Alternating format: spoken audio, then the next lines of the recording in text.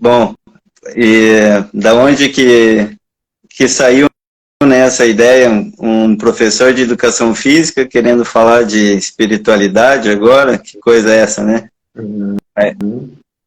Mas a minha ideia foi justamente desde a live passada que eu fiz com a psicóloga, e ela comentou desse tripé, né, de desenvolvimento de corpo, mente e espírito. Sim. E eu quis dar uma continuidade, então cada um falando um pouco do que entende mais, né? E ninguém melhor para falar de espiritualidade que o senhor. E como que a gente poderia caminhar nesse sentido de desenvolvimento pessoal, sempre equilibrando, né? Corpo, mente, ou corpo, alma e espírito. Até uma coisa que eu tenho dúvida, se ainda em relação a alma e espírito, né? Porque muitas vezes se fala em corpo e alma, e outras vezes corpo, alma e espírito, às vezes alma do espírito. Você pode esclarecer um pouquinho essa minha confusão? Eu acho que o importante é afirmarmos sempre a unidade do ser humano, né? Para explicar o ser humano, tanto nas cartas de Paulo, como no restante da Bíblia, nos grandes textos da sabedoria grega e das sabedorias das grandes religiões também, se usam essas expressões, né? Corpo, alma, espírito, né? Às vezes, alma e espírito querendo significar a mesma coisa, dependendo do contexto, mas a afirmação, principalmente desde a ótica em que eu vivo a minha vida, a minha fé, que é a ótica cristã, que é a opção no segmento de Jesus, é a opção pela unidade. O ser humano é uma unidade, de corpo e alma, ou de corpo e alma e espírito, né? Quando se usa essa trilogia, que é o que mais aparece nas cartas de Paulo, tem a ver corpo, esse nosso corpo de carne, nosso ser, espírito, aquele núcleo mais profundo de ser, né? A parte mais profunda, mais interior da nossa vida, e alma seria mais como aquilo que a gente entende hoje como a vida psíquica, os sentimentos, né? A vida afetiva, essas coisas, né? Então, assim, grosso modo, a gente poderia dizer, uma coisa é a vida corporal, corpo, outra coisa, a alma tem a ver com o ânimo, né, com os afetos, com o mundo dos sentimentos, com o mundo da psique, e o espírito com aquele lugar mais profundo do nosso ser, criado à imagem e semelhança de Deus.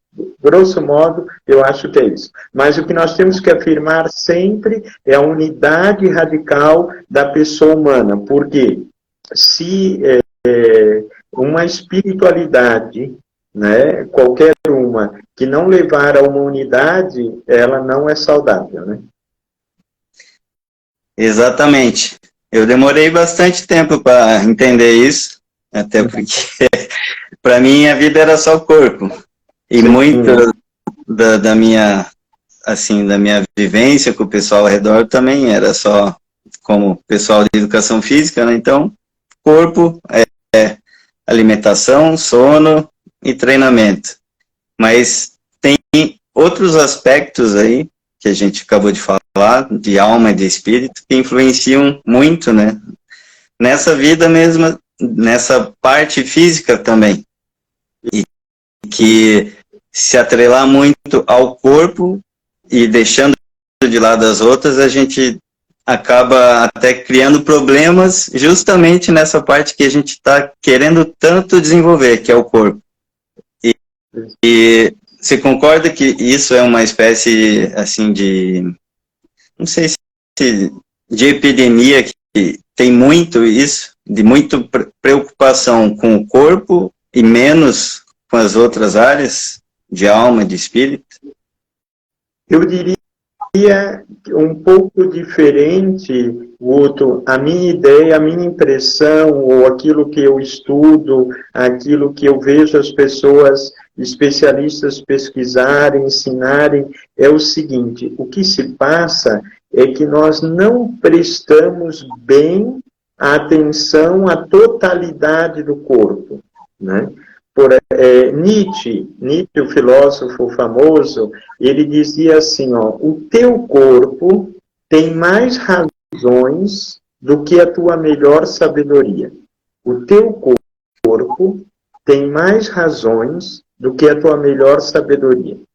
A gente poderia dizer assim, adaptando o que Nietzsche falou, que o corpo, muitas vezes, tem mais razões do que a nossa melhor teologia. E o corpo tem muito mais razões do que a nossa melhor filosofia.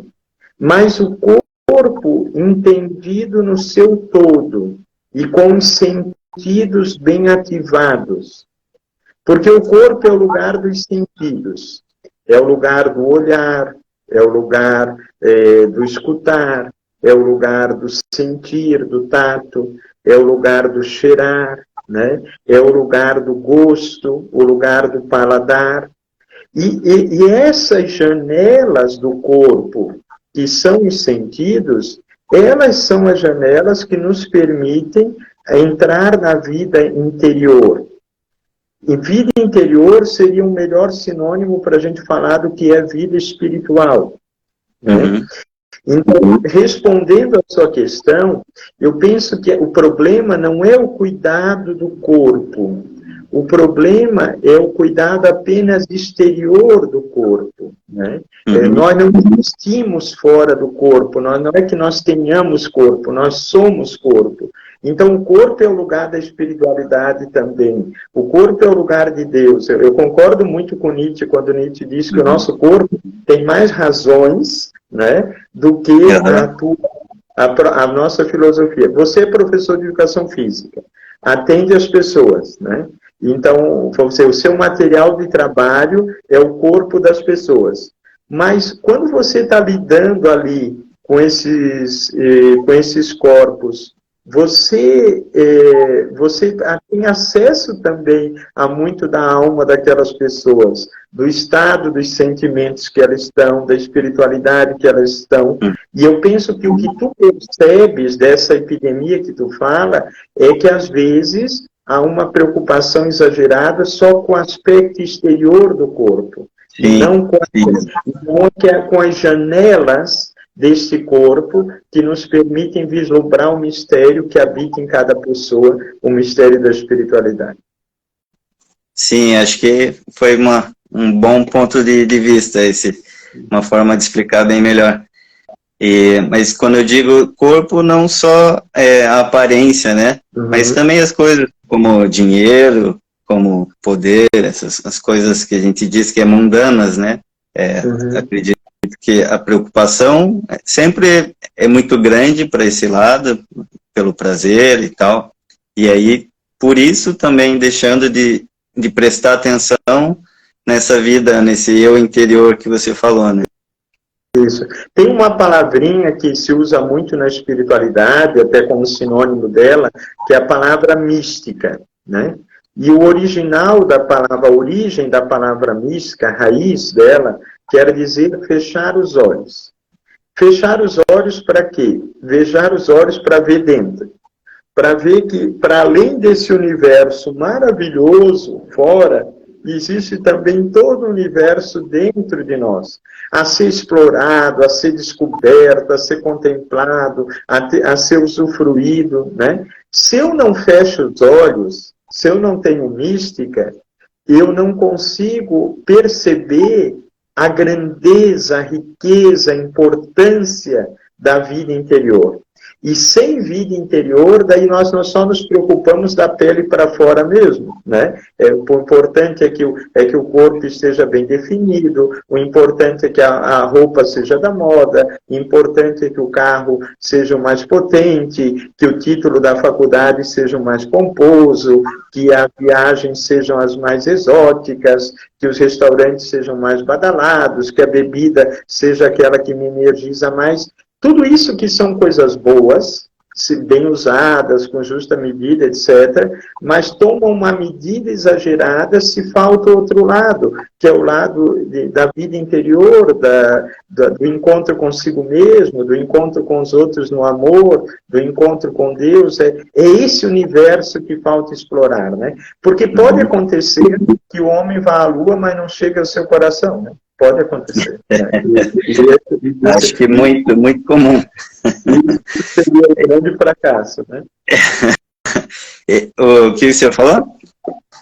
Isso seria um fracasso, né? A gente completamente ir tão longe, né? Conhecer às vezes a última ilha do último continente, subir na montanha mais alta, descer ao abismo mais profundo, ir na caverna mais escura, enfim, fazer as viagens mais exóticas e não fazer aquela viagem mais longa e importante, que é a viagem da nossa cabeça ao nosso coração, né? Que é a viagem da vida interior.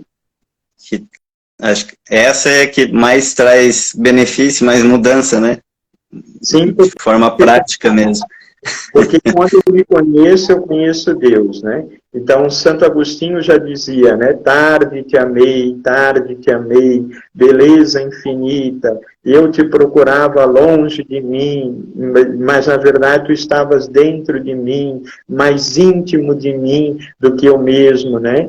Então, eu acredito que por trás dessa busca que, como você diz e tem razão, às vezes um pouco exagerada por poder, por sucesso, por dinheiro, tem uma busca, essa busca, esse desejo tem que ser virado por um lado mais correto, não pode ser só esse lado exterior, é preciso virar para dentro do interior e nós vamos descobrir essa beleza infinita de Deus dentro de nós mesmos. Maravilha. Mas aí, esse interior, não pensando em nós mesmos, né? Não fazer tudo isso pensando simplesmente em nós mesmos. Talvez fazer tudo isso se conhecendo, mas eu acredito que o meu entendimento aí dos últimos tempos é esse, que tudo isso, se não for a favor do outro, aí é que está a chance de errar maior. Daí é só narcisismo, né? É só contemplação de si mesmo, né? O nosso autoconhecimento é um autoconhecimento que não para nele, mas é em vista de a gente reconhecer a nossa fragilidade, daí o quanto nós dependemos dos outros, de nós reconhecermos o nosso potencial, e daí vermos quantas coisas boas, bonitas, nós temos para oferecer aos outros, né?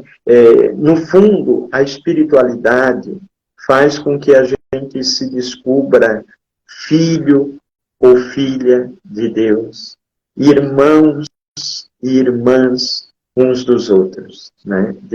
A descoberta de quem nós somos, né? Nós somos filhos, né? Filhos de Deus. E se alguém não acredita em Deus e não quiser usar aqui a palavra Deus, coloque a vida, coloque a história, coloque o que for. Mas nós sempre somos gerados por algo maior do que nós, né? Nós somos filhos, nós somos filhas. E se somos filhos e filhas de um Deus que é Pai, então é claro que nós vamos nos descobrir como irmãos, né? Irmãs uns dos outros. E ao mesmo tempo que tem muita gente que dá essa atenção exagerada para aparência, né? Tudo Sim. Isso é para essa vida exterior.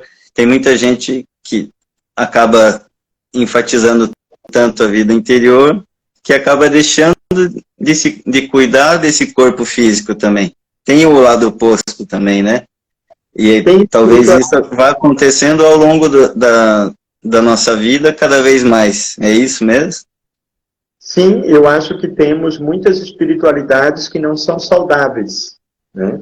E um sinal de uma espiritualidade que não é saudável é a espiritualidade que despreza o corpo, né? Porque não é cristão, não é saudável o desprezo do corpo, de jeito nenhum, né? Para nós, o corpo é templo do Espírito Santo. né? O corpo, os nossos sentidos são os teclados que Deus toca para comunicar a sua música, para comunicar o seu amor, né?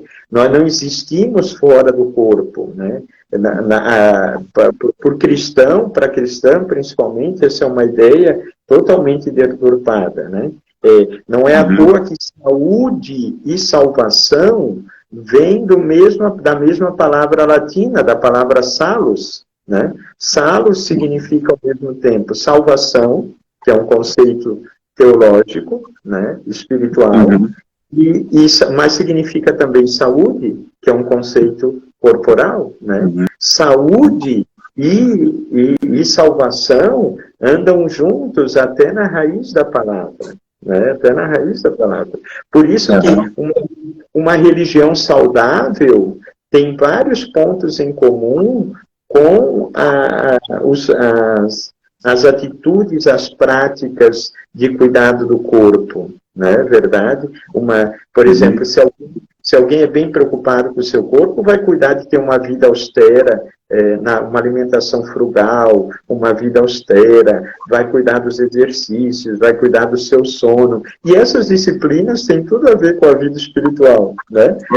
Isso que eu queria dizer, que uma coisa reflete também na outra, né? Dificilmente você é muito equilibrado, por exemplo, com cuidado com o corpo e totalmente desleixado, se você já conhece, né, a parte espiritual, você deixa de lado ela, assim.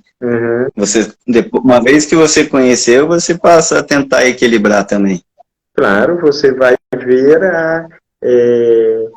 vai ver como são dois lados da mesma moeda, né, da mesma riqueza, né, é do mesmo dom, né. Mas assim, alguém que cuida só do corpo, talvez faça só dietas, né. Nós fazemos dieta e jejum, porque nós entendemos que a nossa relação com o alimento, ela pode ser uma plataforma de encontro, não só conosco mesmo, mas com os outros e com Deus também, né? Quando eu faço jejum, é porque faz bem ao meu corpo, mas é que também me deixa mais solidário com aqueles irmãos e irmãs que têm necessitados, me deixa mais consciente de que, na verdade, a minha necessidade maior é de Deus, é Deus que eu devo buscar, que eu devo ser sóbrio para isso, né? Quem cuida do sono, para que eu vou cuidar do sono? Para a minha saúde, mas também para a minha salvação, porque bem recuperado, com sono bem vivido, eu vou poder no outro dia amar melhor os meus irmãos, servir melhor os meus irmãos, né? Tá certo. Sim, inclusive do jejum, é uma forma também de você se fortalecer em negar, né, saber ter o autodomínio, né, você fala, não, hoje eu não vou me servir disso, daquilo, isso é uma forma de você ir fortalecendo a própria vontade, né, e em diferenciar uma coisa quando pode fazer, mas você acima daquilo vai tomar uma postura de que não vai fazer, e até o exercício a gente pode, durante o exercício é uma coisa horrível, é coisa ruim, mas que tem o benefício, né? Então aí a gente fortalece duas coisas, a fortaleza, né, as virtudes e a temperança. Então, querendo ou não, também vai influenciar na parte da alma espiritual, né? Eu acho que entre os exercícios físicos e a espiritualidade e as práticas da espiritualidade, nós temos uma coisa em comum que é muito importante, que é a atenção. A atenção.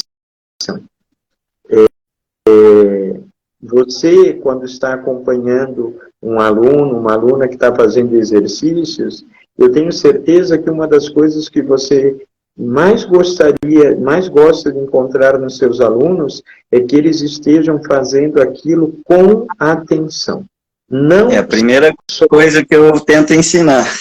É fundamental. E eu, como um acompanhante espiritual, como um treinador de vida espiritual, a primeira coisa que eu peço das pessoas que eu acompanho é que elas sejam atentas.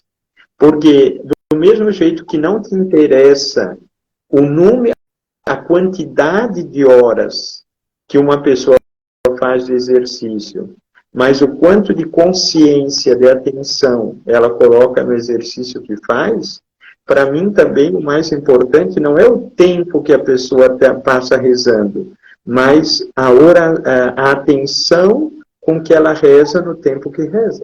Né? Porque até parece que você treinou comigo já. Você falou do exercício exatamente que eu faço. Nós somos, porque você vai dizer o tempo todo para a pessoa, né? Repara, presta atenção, volta Sim. aqui. Né? Porque a vida espiritual, assim como a vida do cuidado do corpo, é uma vida feita de atenção. Né? Voltemos à questão da alimentação. Se nós falamos com as nutricionistas, ou os nutricionistas, se tem algum deles aqui, eu penso que uma das coisas que eles mais sugerem aos seus pacientes é que os pacientes prestem atenção às opções alimentares que eles fazem. Né? Sim. Se eu só simplesmente chegar no buffet e sair pegando tudo que eu acho bonito, tudo que eu estou com vontade, tudo que eu gosto de me mover pelo instinto, é claro que eu vou me dar mal. Né? O a nutricionista vai dizer, preste atenção nas suas opções. Né? Todas elas têm consequências. Né? Você é aquilo que você opta a comer. Então, você tem que prestar atenção ao que você vai comer. Você tem que prestar atenção ao que você vai rezar. E a vida espiritual, o que é, no fundo? É prestar atenção. É prestar atenção ao pobre que me vem pedir alguma coisa, porque ele é um rosto de Deus para mim. É prestar atenção àquela pessoa que precisa falar comigo. É prestar atenção à oração que eu estou fazendo, os ritos que eu estou participando, a palavra que eu estou ouvindo ou estou lendo. Né? Uma grande mulher espiritual do século passado, uma leiga francesa, Simone Weil, ela dizia assim, que a atenção é a primeira forma de oração. A atenção é a primeira forma de oração. Eu não tenho dúvida, Guto, do seguinte, quando um dos teus alunos, ou uma das tuas alunas, está fazendo um exercício realmente com consciência, realmente com atenção, no fundo, aquele momento ali também pode ser um momento de oração na vida da pessoa, porque ela está se encontrando consigo mesma e no coração, no seu coração, ela se encontra com Deus, porque nós somos habitados por Deus. Então, se há atenção à espiritualidade. Eu não tinha essa visão dessa forma, mas eu costumava dizer que o exercício, a respiração, o prestar atenção no ritmo que você faz o movimento, que eu levo bastante a cabo isso, é uma forma de meditação, né? Então agora eu tenho mais um argumento para falar, para prestar atenção. Basta você pensar a oração do nome de Jesus, né? Que é a oração dos cristãos do Oriente mais famosa e de séculos, que é repetir sempre o nome de Jesus, isso como uma forma muito completa de oração, de meditação, de espiritualidade. Os monges ensinam que o ideal é que a gente repita o nome de Jesus ao ritmo da respiração. Né?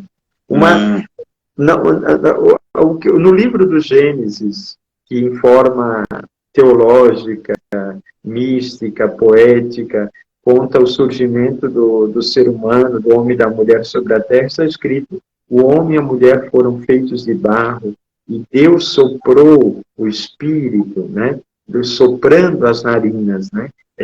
Veja que forma linda da Bíblia, a ligação que existe entre respiração e espiritualidade. Né? Daí porque a Bíblia, para dizer o modo como Deus colocou seu Espírito em nós, diz que Ele soprou nas nossas narinas. Então, é claro que se houver cuidado, se houver atenção com a respiração, aquele ritmo do corpo pode se transformar também no ritmo novo que permite a vida espiritual, que permite a vida de oração. Maravilha. E você acha que forma corpos, mas você está formando corações. Agora eu comecei a pensar nisso. Talvez agora os meus valores tendem a levar para isso também, que é mais do que um corpo, né? Um pedacinho de carne só. É muito mais dúvida, é muito mais. E tem uma outra dúvida, talvez para encerrar, dependendo do seu tempo, essa relação de desenvolvimento pessoal ou de maturidade, né? Onde você vai aprendendo, vai agregando conhecimento. Sim. E é uma coisa que a parte espiritual, o normal é só chegar a uma certa idade e começar a levar isso mais a fundo, ou você acha que depende mais da convivência, da família, desse tipo da parte social? Eu acho que as duas coisas, né? E mais uma que é o trabalho do próprio Deus em nós. Vamos dizer, por que uma pessoa agrega a espiritualidade ao seu projeto de desenvolvimento pessoal? É porque ela vai envelhecendo? Sim, né? Às vezes, uma vez uma pessoa que não gostava dos católicos me encontrou na rua e começou a conversar comigo e querendo, assim, me debochar, né, e rir de mim, né, da igreja, né, disse assim para mim, sabe o que é a igreja católica? A igreja católica é, no fundo, um lugar onde a maioria são crianças ou velhos, né, e falava isso como se fosse algo depreciativo, né, para a igreja. E quando a pessoa falou isso, eu disse assim, que bom, né, porque as crianças são puras e os velhos são sábios, né. Então, se as crianças procuram a igreja e os velhos a procuram também, é porque são sábios, né? Então, acho sim que uma pessoa, por causa da maturidade, por causa dos anos, vai tendendo mais a buscar essa vida de espiritualidade também, vai unindo a espiritualidade ao seu desenvolvimento pessoal. Mas não é só isso. Também a boa influência da família, o testemunho dos amigos, sim, tudo isso colabora bastante. Mas para quem crer como eu creio, também não é isso. No fundo, nós buscamos a Deus porque Deus nos buscou primeiro. Então, porque Deus nos busca primeiro. Então, a espiritualidade não é só a nossa resposta a Deus, mas é Deus vindo ao nosso encontro, é Deus trabalhando, e, na verdade, é Ele que toma as iniciativas todas. Né? Às vezes mesmo a gente não querendo, não procurando. Eu acho que basta abrir as janelas que o sol entra. Né? Tem dias que nós não queremos sair de casa, não estamos com muita vontade de sair, de buscar, de encontrar, mas se nós abrirmos as janelas e as portas da casa, o sol também entra. Né? Tem pessoas que não têm ainda aquela disposição de buscar aquilo que nós chamamos dessa vida de oração, de comunhão com os irmãos, de busca dos outros. Mas se elas abrem as janelas da sua alma, que são sem sentido, se elas abrem bem os seus olhos e veem as coisas com atenção, se elas abrem bem os seus ouvidos e escutam o que os outros têm a dizer com amor, com atenção, e se elas tocam as coisas com cuidado, com reverência, elas vão perceber a luz de Deus que está presente em todos esses lugares, em todas as pessoas. Tá certo. Certamente. Eu creio muito nisso. Eu tinha comentado uma vez que uma das coisas que talvez levasse esse processo de amadurecimento seria a busca de um sentido verdadeiro de vida, né? Algo que, por exemplo, você imaginar que você vai morrer hoje ou amanhã e o que você deixou para trás. Você teve dinheiro e cuidou do teu corpo. E você morreu e acabou. Mas, e o que você quer deixar, né? Pelo menos foi a partir daí que eu comecei a refletir mais sobre essa parte espiritual e nos valores e tudo mais. Você acha que pode ser um caminho comum a mais pessoas? Eu acho que o que você fala é muito importante e você traz uma palavra que é fundamental, que é a palavra sentido, né? A espiritualidade não é um sentimento religioso passageiro. A espiritualidade tem muito a ver com isso, é com sentido, é com direção, né? Por que eu estou aqui, né? Por que eu caminho? Para onde eu estou indo, né? Que direção, que rumo eu estou dando a minha vida, né? O Papa Francisco, eu me lembro agora, o Papa Francisco escreveu uma carta aos jovens, no final, sobre os jovens, a evangelização dos jovens, no final do sínodo sobre a juventude, e a certa altura dessa carta ele diz assim, que nós muitas vezes fazemos aquelas grandes perguntas, né? De onde vim, para onde vou, quem eu sou, né? E ele diz, mas a essas 3 perguntas nós temos que acrescentar uma que é fundamental. Para quem eu sou? E a espiritualidade tudo dá sentido, porque a espiritualidade mostra que nós somos para os outros, né? Nós somos para Deus, né? Aquele grande escritor Elias Canetti, ele diz que o sentido último da vida, da nossa vida, é cuidar de outras vidas, né? Eu batizei recentemente a sua filhinha, né? Tão bonita, da sua esposa, sua filha. Aquele era um dia do batismo em que fica claro que isso de ser pai, como você se tornou pai há pouco tempo, é uma hora de florescimento, é uma hora de sentido, é uma hora de espiritualidade na tua vida, porque você tem ali nos braços agora a resposta a essa 4ª pergunta fundamental, para quem eu sou, né? Eu não sou só para mim mesmo, eu sou para essa pessoa, eu sou para essa filha que eu amo, que eu cuido. A minha vida agora é cuidar também dessa vida, e isso faz a nossa vida mais plena. E como muda e como é melhor depois que você encontra esse para quem, do que pensar que é só para a gente mesmo, né? Eu digo que a mudança é radical e para melhor. Certamente. Eu acho que já pelo combinado de prazo que eu tinha contigo, já encerramos. Deu para responder bastante coisa que eu gostaria de ouvir aqui, de aprender um pouco mais. Por mim, ficaria mais 2 horas aqui, mas sei que não é possível. Não, nós temos que acabar com a espiritualidade dos nossos ouvintes e espectadores, porque a vida espiritual se faz de muita leveza, né? Também. Eu estou lendo agora, deixa eu pegar aqui, eu estou lendo agora até esse livrinho aqui, não quero fazer propaganda porque ainda não terminei, mas estou lendo esse livro, A Espiritualidade das Crianças, e porque as crianças também não têm a sua espiritualidade, né, específica, né? E logo nas primeiras páginas, há a frase de um rabi, um judeu, que é realmente muito interessante, e eu gostaria de concluir a minha participação com ela. Esse rabi, o Green, ele diz assim, a espiritualidade é como um pássaro, se o segurarmos com muita força, ele asfixia. Se o segurarmos folgadamente, ele voa para longe. O fundamental para a espiritualidade é a ausência de força, é o equilíbrio. Acho que também... Maravilha.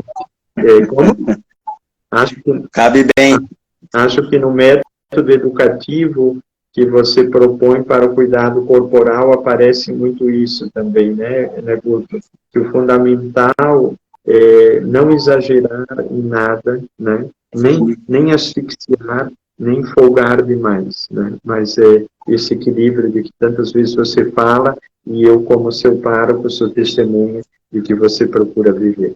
Deus te abençoe e abençoe cada uma das pessoas queridas que nesse final lindo de tarde aqui em Florianópolis de outono, deixaram de olhar para a janela, quem sabe, e de ver o pôr do sol maravilhoso que está aqui no sul da ilha, para assistirem essa nossa live, essa nossa transmissão. Que seja realmente um final de tarde muito cheio de luz, muito cheio de vida, de bênção para cada um de vocês. Obrigado. Amém. Muito obrigado. Agradeço. Foi um prazer receber o senhor aqui. Prazer é meu. Obrigado. Muito obrigado. Um grande abraço. Um abraço para todos. Um ótimo final de semana. Fiquem com Deus.